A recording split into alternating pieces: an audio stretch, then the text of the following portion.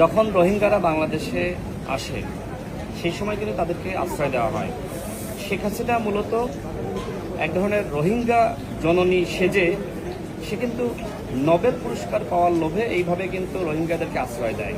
দেখেন ওই সময় যে রোহিঙ্গারা আসলো, সরকার চাইলে কিন্তু তাদেরকে খুব দ্রুত সময়ের মধ্যে মায়ানমারে ফেরত পাঠাতে পারত। কিন্তু ওই যে শেখ হাসিনাকে কিছু কিছু বুদ্ধিজীবী পরামর্শ দিল যে আপনার নোবেল দরকার, এই জন্য আপনি মাদার অফ হিউম্যানিটি হতে হবে।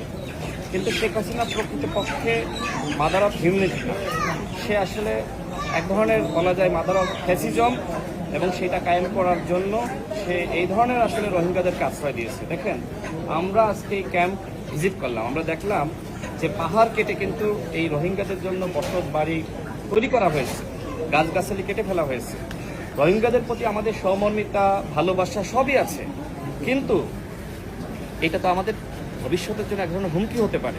নিশ্চয়ই আপনি জানেন যেভাবে ওই ফিলিস্তিনকে ইসরায়েল দখল করেছে, ঠিক একইভাবে আমাদের রোহিঙ্গারা পরবর্তীতে আমাদের এই কক্সবাজার অঞ্চল যে দখল করবে না তার নিশ্চয়তা কি?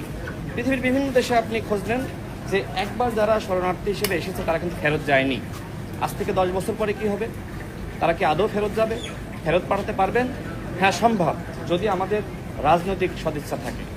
এর আগে যখন রোহিঙ্গারা বাংলাদেশে প্রথম আসলো, তখন প্রেসিডেন্ট জিয়াউর রহমান তিনি কিন্তু রোহিঙ্গাদেরকে ফেরত পাঠাতে সক্ষম হয়েছেন।